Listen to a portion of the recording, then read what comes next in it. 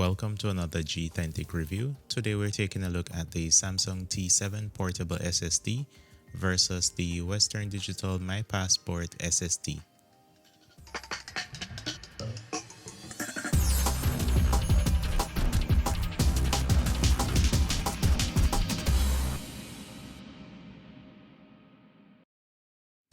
Both drives are very small in comparison to traditional hard drives.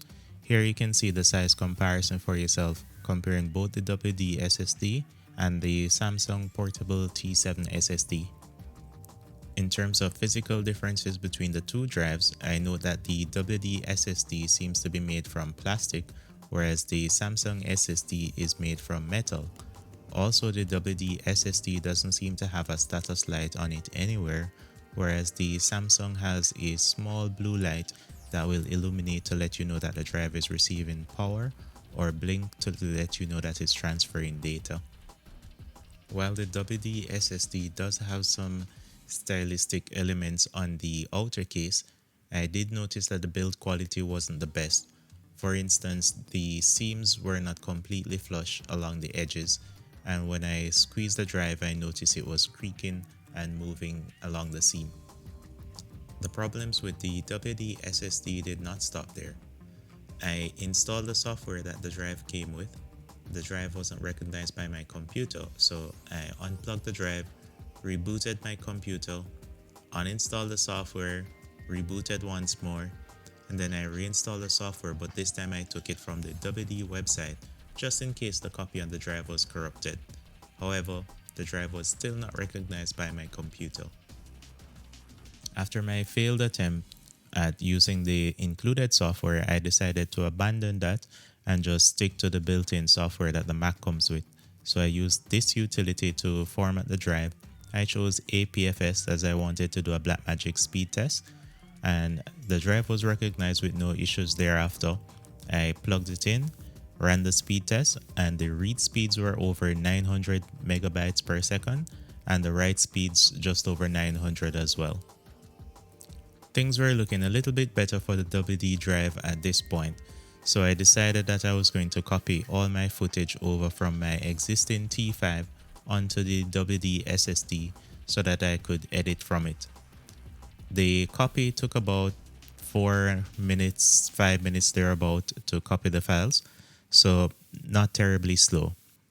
However, the drive did heat up quite a bit. When I took my thermometer and did a temperature check, I noticed I was getting over 50 degrees Celsius.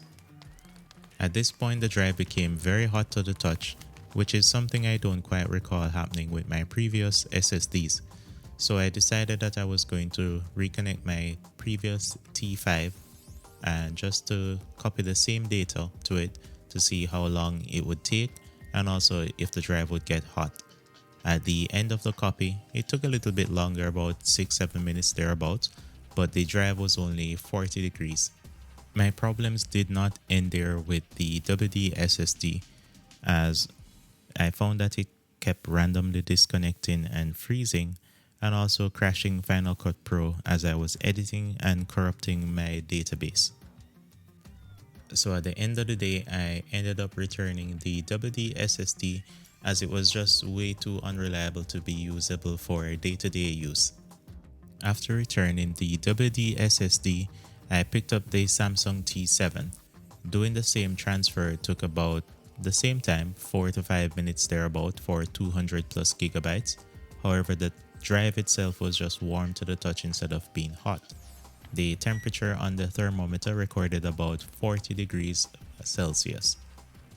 Something else I noticed was that the cables included with the Samsung drive were significantly longer than the cable included with the WD drive.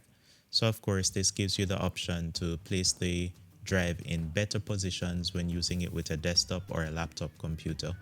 I did a speed test comparing the previous generation T5 to the new T7 and also to the WD SSD.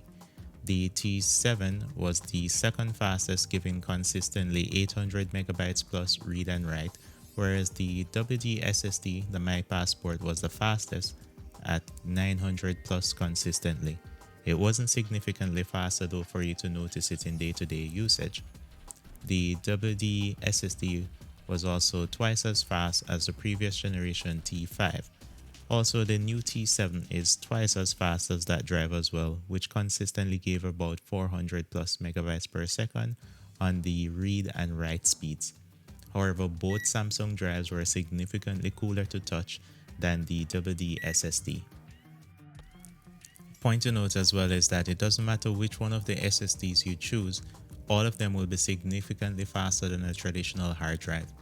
Traditional hard drive speeds are typically 100 to 100 plus megabytes per second.